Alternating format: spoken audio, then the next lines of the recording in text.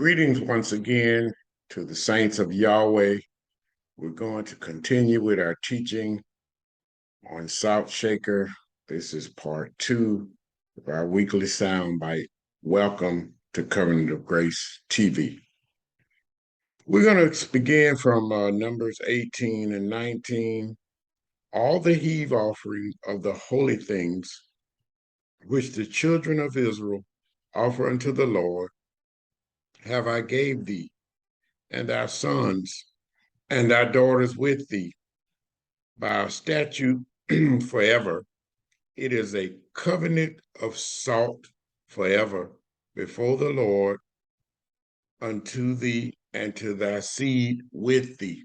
So we're going to get into this discussion on the covenant of salt and what that means. In our last teaching, we saw where combining one outer electron of sodium with 7 outer electrons of chlorine, we produce salt. This is a natural law. When we combine those two together, we produce sodium chloride. Okay, now let's look at this from a spiritual standpoint because we're talking about a covenant of salt now. A covenant of salt in Hebrew means a perpetual covenant, because it's an everlasting covenant. This covenant will never be voided.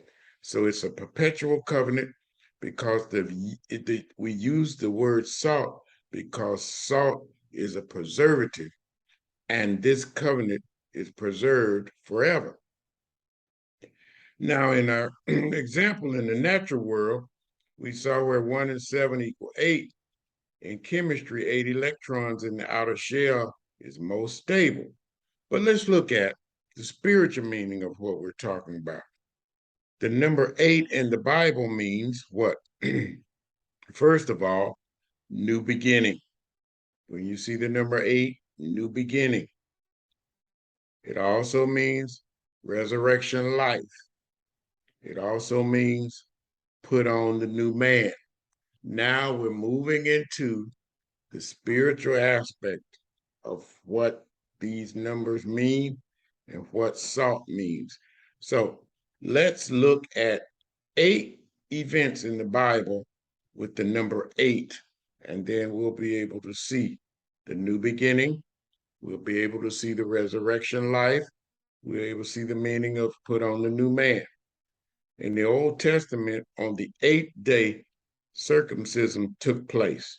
We can see that in Genesis 17 and 12. And he that is what? 8 days old shall be circumcised among you, every man child in your generation. He that is born in the house of or bought with money of any stranger, which is not of thy seed. So again, circumcision on the 8th day. There we see the number 8, new beginning. We know that circumcision in the Old Testament was a sign of being in covenant with God, right? The second example, on the 8th day, Christ was circumcised. Christ brought in the New Testament, but he came to fulfill the Old Testament. So in order to fulfill the Old Testament, he had to be circumcised. Luke 2 and 21. And when 8 days were accomplished for the circumcision of the child, his name was called Jesus, which was so named of the angel before he was conceived in the womb. So there we see 2 examples of the number 8. All right, let's continue. Number 3.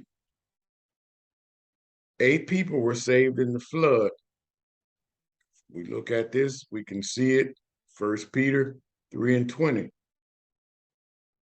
Which sometimes were disobedient when once the long suffering of the Lord waited in the days of Noah while the ark was a preparing, where few, that is, 8 souls were saved by water. Here we go. 8 again. New beginning, resurrection life, put on the new man. David was the 8th son of Jesse. Look at our example here. 1 Samuel 16, 10 through 12. Again, Jesse made 7 of his sons to pass before Samuel. And Samuel said unto Jesse, the Lord has not chosen these. 7 of them passed. Samuel said, no, the Lord has not chosen these. And Samuel said unto Jesse, are here all thy children? And he said, there remaineth yet the youngest, and behold, he keepeth the sheep. And Samuel said unto Jesse, send and fetch him, for we will not sit down till he come hither. And he sent and brought him in. Now he was a ruddy and withal a beautiful countenance and goodly to look to. And the Lord said, arise, anoint him, for this is he, the 8th one. 7 were rejected, the 8th one was anointed. Okay, number 5. Doubting Thomas didn't believe on the resurrection until what? After 8 days. John 20, 24 through 26. But Thomas, one of the 12, called Didymus, was not with them when Jesus came. The other disciples therefore said unto him, we have seen the Lord.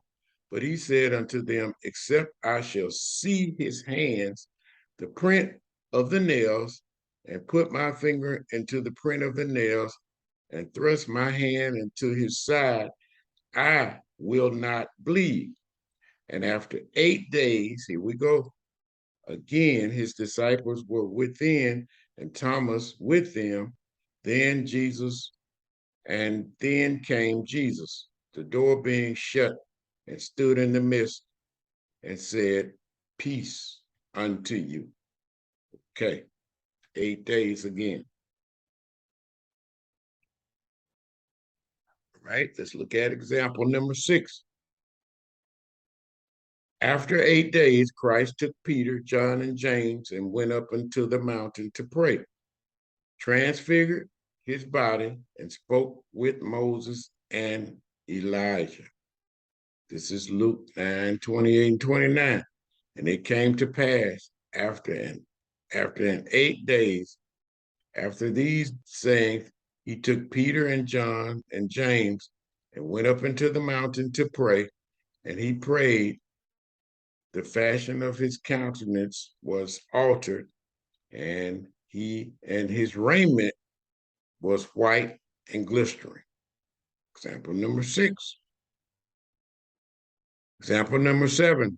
Writers of the New Testament were 8 in number. Matthew 1, Mark 2, Luke 3, John 4, Paul 5, James 6, Peter 7, Jude 8. Okay? Example number 8. 7 days make a complete weekly cycle. All right? Sunday through Saturday. The 8th day is the beginning of a new week. Right?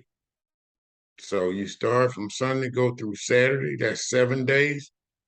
You start the next Sunday, that's day number 8. Christ resurrected on the 8th day. We can see these spiritual principles that we're talking about. The number 8 in the Bible, just like the number 8 makes salt complete, the number 8 produces newness, a new beginning, resurrection life, put on the new man. This is why it's referred to as a covenant of salt. May God bless you and keep you. May this word bless you until we have an opportunity to bring you another word.